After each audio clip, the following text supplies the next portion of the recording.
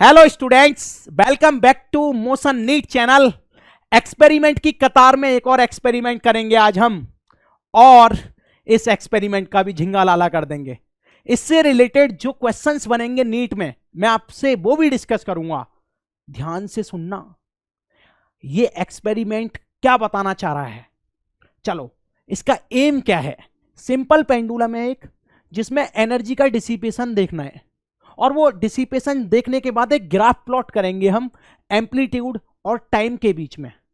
ठीक है, चलो तो पहले हम सिंपल पेंडुलम के बारे में थोड़ा सा समझते हैं, फिर ये पूरा सेटअप लेके मैं आपको एक्सपेरिमेंट करके भी दिखाऊंगा।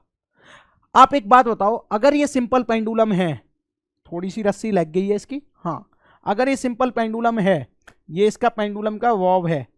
अब बड़े ध्यान से सोचो, ये इसकी मेन पोजीशन है। कौन सी पोजीशन है?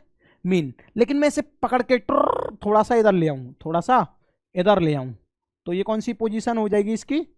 Extreme position. Extreme position. और फिर यहां से छोड़ूंगा तो एक कहां पे आएगा? वापस इसी पोजीशन पे आ जाएगा। इसको भी एक्सट्रीम पोजीशन बोल देता हूं। आप समझ गए ये बात? अब ये ऐसे ऐसे ऑसिलेट करता रहेगा। अब बड़े ध्यान से सोचना, आपने पढ़ा होगा कि जो सिंपल पेंडुलम होता है उसकी एनर्जी होती है, वो होती है half M omega square into A. M for mass, omega for angular velocity, और ए फॉर एम्पलीट्यूड। अब बड़े ध्यान से सोचो, इसको कई लोग के भी लिख देते हैं, ठीक है। तो अभी हम यहां पे इसकी चर्चा करेंगे। E equal to half M omega square into A. ये फॉर्मूला यूज करेंगे और चीजों को सीखते हैं। पहले हम एपरेटस में देखते हैं क्या क्या चीजें इस्तेमाल होंगी इस एक्सपेरिमेंट में। ये तो अपना स्टैंड हो गया, ये अपनी टेबल हो गई, ठीक है, और ये अपनी स्प्लिट कॉर्क। क्या? स्प्लिट कॉर्क, जिसमें ये धागा फंसा हुआ है। और ये ना, इस धागे से, इस धागे का जो होता है ये कॉटन का होता है। किसका होता है ये? कॉटन का। और कॉटन के धागे से नीचे ये लटका हुआ है अपना ये बॉब। बॉब, ये हुक है ना बॉब का। बॉब समझ रहे हो ना? हाँ, वही पेंडुलम का लोलक। ठीक है, अब देखो, अब बड़े ध्यान से सोचो, मैं क्या करना चाह रहा हूं। नीचे एक स्केल लगा दूंगा मैं, अभी देखो आप एक्सपेरिमेंट में देखोगे, और फिर मैं इसे एक्सट्रीम पोजीशन पे ले जाऊंगा। और मैं एक्सट्रीम पोजीशन पे ले जाऊंगा 5 सेंटीमीटर तक। कहां तक ले जाऊंगा? 5 सेंटीमीटर तक। कहने का मतलब क्या है मेरा? Displace the Bob of simple pendulum about 5 centimetre from the main position. अब मैं जैसे ही उसको डिस्प्लेस करूंगा तो ऑसिलेशन होना चालू हो जाएगा। ठीक है, अब हम ऑसिलेट करके देखते हैं पहले, फिर हम यहां पे चीजों को समझेंगे। ये मैंने जुगाड़ बनाया हुआ है बस आपको दिखाने के लिए, लेकिन अपना ये थ्रेड पूरा कॉटन का है और ये अपना वॉब है। अब बड़े ध्यान से देखो, नीचे स्केल लगा हुआ है। इसका कारण क्या है? मैं इसको पेंडुलम को अभी ऑसिलेट करने वाला हूं। अभी मेरा ये वॉब 25 सेंटीमीटर पे है। मैं इस पोजीशन को मेन पोजीशन मानता हूं, और मैं इसे 5 सेंटीमीटर का एम्पलीट्यूड दूंगा तो ये यहाँ पे 20 पे आना चाहिए। और यहाँ पे लेके मैं इसको छोड़ देता हूं, तो देखना ये फर्स्ट ऑसिलेशन में 30 पे पहुंचा। अब धीरे धीरे इसमें क्या है? डैम्पिंग होना हो जाएगी चालू। कहने का मतलब है इसके धीरे धीरे ऑसिलेशन का एम्पलीट्यूड घटना हो गया चालू। अब हम क्या करेंगे? एक तरफ टाइम लिखेंगे कि पहला ऑसिलेशन कितने टाइम में हुआ, दूसरा कितने में हुआ, तीसरे में कितना हुआ, चौथा ऑसिलेशन कितने टाइम में हुआ।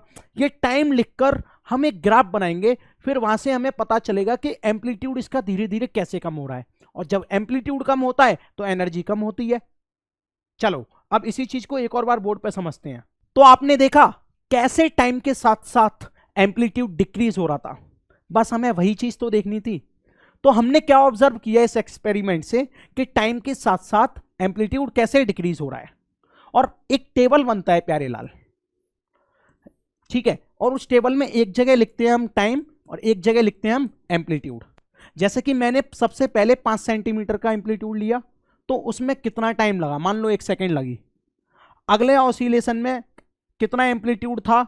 मान लो 4.8 सेंटीमीटर रहा होगा, तो उसको कितना टाइम लगा? मान लो उसको लगी 0.9 सेकेंड। कहने का मतलब ये टेबल यदि बनाएंगे तो एक तरफ टाइम लिखेंगे, एक तरफ एम्पलीट्यूड लिखेंगे, फिर वहां से एक ग्राफ बनाते हैं, है ना। We observe that amplitude decrease with time. Amplitude कैसे होता है? डिक्रीज हो रहा है टाइम के साथ, और इसका कोई रिलेशन नहीं है ग्राफ का, ये आपको भी याद करना पड़ेगा।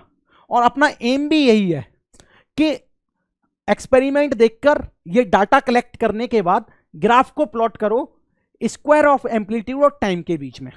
तो स्क्वायर ऑफ एम्पलीट्यूड की जब बात करेंगे हम, किसकी बात करेंगे? स्क्वायर ऑफ एम्पलीट्यूड की। तो इधर लिख लो ए स्क्वायर, इधर लिख लो टाइम, और ये टाइम जो लिखोगे वो सेकंड में लिखोगे। तो ये ग्राफ जो है कुछ इस तरीके का आता है। कैसा आता है ये ग्राफ? कुछ इस तरीके का ग्राफ आता है। ये जो ग्राफ है ये टी और ए की वैल्यू से ऑब्टेन होने वाले पॉइंट, जैसे कि मान लो इनके 4-5 पॉइंट्स बना लिए और उन पॉइंट्स को जब मिला देते हैं तो कुछ ऐसा ग्राफ बनता है। और ये ग्राफ किसी मैथमेटिक रिलेशन से नहीं आता, ये एक्सपेरिमेंट से आता है। जो अभी हमने एक्सपेरिमेंट परफॉर्म किया उस तरीके से आता है। अब यहां पे आप समझ गए कि यदि एयर रेजिस्टेंस है तो एयर रेजिस्टेंस की वजह से पेंडुलम का एम्पलीट्यूड कम होता जाएगा, कम होगा, जाहिर सी बात है। ये ग्राफ भी यही बता रहा है कि टाइम के अकॉर्डिंग एम्पलीट्यूड का स्क्वायर कम हो रहा है। अब एक बात बताओ, एनर्जी का फॉर्मूला आप जानते हो, half M omega square into A. जब टाइम के साथ साथ एम्पलीट्यूड कम हो रहा है तो एनर्जी भी कम होगी कि नहीं? क्योंकि यहां पे E is directly proportional to A है। एम्पलीट्यूड कम हुआ तो भैया एनर्जी भी कम होगी, है ना। इसका मतलब ये हुआ कहीं ना कहीं एनर्जी डिसिपेट हो रही है, तो इसी को बोलते हैं डिसिपेशन ऑफ एनर्जी। अब एक बात बताओ, एनर्जी डिक्रीज किस फॉर्मेट में होगी? तो एनर्जी डिसिपेट जो होगी वो हीट के फॉर्म में होगी, ज्यादातर हीट के फॉर्म में डिसिपेट होती है। अब बड़े ध्यान से सुनो, जेईई नीट में इस ग्राफ से क्वेश्चन आ सकते हैं, ठीक है, क्योंकि ये ग्राफ किसी मैथमेटिकल रिलेशन से नहीं बना, ये ग्राफ एक्सपेरिमेंटली बनाया गया है। तो ये ग्राफ याद रखना कि कुछ इस तरीके का ग्राफ होता है, ए स्क्वायर वर्सेस टी, ए का स्क्वायर है ये भी याद रखना, इसकी शक्ल याद रख लो पूरी। अब बात सुनो, जब एयर रेजिस्टेंस थी तब तो कुछ सिस्टम ऐसा था, अगर हम एयर रेजिस्टेंस को नेग्लेक्ट कर दें, अगर हम एयर रेजिस्टेंस को नेग्लेक्ट कर दें तो आप जानते हो कि टाइम पीरियड पे कोई असर नहीं पड़ेगा, और सिंपल पेंडुलम का टाइम पीरियड क्या होता है? T equal to 2π√L/G। चलिए, आप इतनी बात आसानी से समझ गए होंगे। नीट में आया हुआ सिंपल पेंडुलम से रिलेटेड क्वेश्चन कर लेते हैं, जिससे आपको हल्का सा आइडिया लग जाए कि एक्सपेरिमेंटल बेस्ड क्वेश्चन कैसे आ सकते हैं।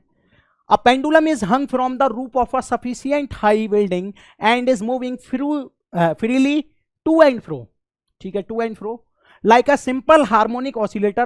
The acceleration of the bob of the pendulum is 20 meter per second square at a distance of 5 meter from the mean position. The time period of oscillation is, तो देखो information को extract करो कि pendulum to and फ्रो हो रहा है simple harmonic motion की तरह, ठीक है। तो ये जो वर्ड है ना, ये बहुत इंपॉर्टेंट है, इसी से क्वेश्चन हल हो जाता है। आगे लिखा है कि एक्सेलरेशन कितना है? 20 मीटर पर सेकेंड स्क्वायर, ठीक है। और क्या दे रखा है? और हाँ, ये 20 मीटर पर सेकेंड स्क्वायर किस डिस्टेंस पर है? 5 मीटर पर। तो x इक्वल टू कितना हुआ? 5 metre from the mean position, mean position से 5 मीटर है। The time period of oscillation is, तो टाइम पीरियड पूछ रहा है, और आपको पढ़ाया गया होगा सिंपल हार्मोनिक मोशन में एक्सेलरेशन और ओमेगा का रिलेशन, ए इक्वल टू होता है ओमेगा स्क्वायर इंटू एक्स। पढ़ाया कि नहीं? जो एक्सेलरेशन ऑफ पार्टिकल जो SHM कर रहा है क्या होगा? ओमेगा स्क्वायर इंटू एक्स, और एक्सेलरेशन कितना है? ये 20 ओमेगा स्क्वायर, एक्स कितना है? इंटू 5, 5 से काटो 4 बार कटेगा, तो ओमेगा कितना आएगा? यहाँ से 2 आएगा। जब आपको ओमेगा पता चल गया तो आप जानते हो ओमेगा इक्वल टू क्या होता है? 2π/T। फटाफट कर दो, ओमेगा की जगह 2 रखो, 2 इक्वल टू 2π/T, 2 से 2 काट दो और T को उधर ले आओ, तो T इक्वल टू कितना आया प्यारे लाल? पाई सेकेंड। आंसर कहाँ गया? बी वाला, ठीक है, मजे में एकदम। कितना सिंपल था, बस एक फॉर्मूला, क्वेश्चन खत्म।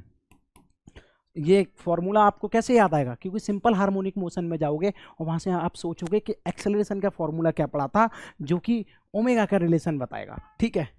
आगे चलो, अगले क्वेश्चन पे ध्यान दो, ये भी एक अच्छा क्वेश्चन है, ध्यान से मारेंगे इसको भी गोली से। सुनो, two pendulum of length 121 centimetre and 100 centimetre start vibrating in phase, ठीक है। At some instant the two are at their mean position in the same phase. किसी इंस्टेंट पर, हिंदी बाद में पढ़ते हैं, पहले सुनो। The minimum number of vibration of the shorter pendulum after which the two are again in phase at the mean position is. Question पढ़ लिया, नीट 2022 का, दोबारा सोचो क्या पूछा है। दो पेंडुलम 121 और 100 सेंटीमीटर की लेंथ दे रखी है। Start vibrating in phase at some instant the two are at their mean position. तो उन्हें एक ही फेज में वाइब्रेट करना चालू किया है और वो किसी इंस्टेंट पर are at their mean position in the same phase, अपनी मीन पोजीशन पर होते हैं सेम फेस में। बड़े ध्यान से सुनना, आगे बोल रहा है the minimum number of vibration of the shorter pendulum. किसका पूछ रहा है? Minimum number of vibration of shorter pendulum after which the two are again in the phase at the mean position. एक बार आने के बाद वो दोबारा एक साथ मीन पोजीशन पर आ जाएं सेम फेस में, तो बताओ कम से कम कितने वाइब्रेशन करने पड़ेंगे या कितने ऑसिलेशन करने पड़ेंगे छोटे वाले पेंडुलम को। तो देखो आप जानते हो कि T इक्वल टू क्या होता है, 2 पाई रूट एल अपॉन जी। कहानी यहीं से चालू होती है। आप जानते हो कि T ये एक सब कांस्टेंट है, T is directly proportional to root L. तो पहले लंबे पेंडुलम के लिए टाइम T1 बोल देता हूं और इसमें रूट L1 आएगा क्योंकि ये किसके प्रोपोर्शनल है, रूट एल के। और T2 लूंगा तो डिवाइड लगा दूंगा इसका, उसको लूंगा रूट L2। अरे जानते हो ना, क्योंकि टाइम पीरियड इसमें क्या है, रूट एल के डायरेक्टली प्रोपोर्शनल है, इसलिए पहले वाले का लिखा तो रूट L1, दूसरे वाले का लिखा तो रूट L2, डिवाइड लगाया इसलिए क्योंकि कंपेयर करना है मेरे को। तो बड़े ध्यान से सोचो, T1 अपॉन T2 जब हम करेंगे तो L1 की वैल्यू कितनी रखेंगे, रूट 121। ठीक है साहब, कोई दिक्कत नहीं। इसकी कितनी रखेंगे, रूट 100। रूट 121 क्या होती है, 11 T2, और ये कितनी है, 10। अब बड़े ध्यान से सोचो, 10 का इधर मल्टीप्लाई हो जाएगा कि नहीं, तो ये आएगा 10 T1 और ये आएगा 11 T2। कहने का मतलब क्या है, बड़े ध्यान से सोचना, two pendulum of length 121 and 100। 121 centimetre की लेंथ वाला पेंडुलम बड़ा होगा कि नहीं, तो ये वाला लार्ज पेंडुलम है और ये वाला स्मॉल पेंडुलम है। तो यहां पे T1 जो टाइम था अपना वो किसका था, T1 जो टाइम था वो किसका था, लार्ज पेंडुलम का। और T2 जो टाइम था वो किसका था, स्मॉल पेंडुलम का। तो यहां से हमको ये समझ में आया कि अगर T1 के 10 ऑसिलेशन होंगे, मतलब कि लार्ज वाले के 10 ऑसिलेशन होंगे।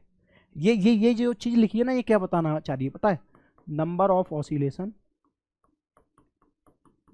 Oscillation into time equal to number of oscillation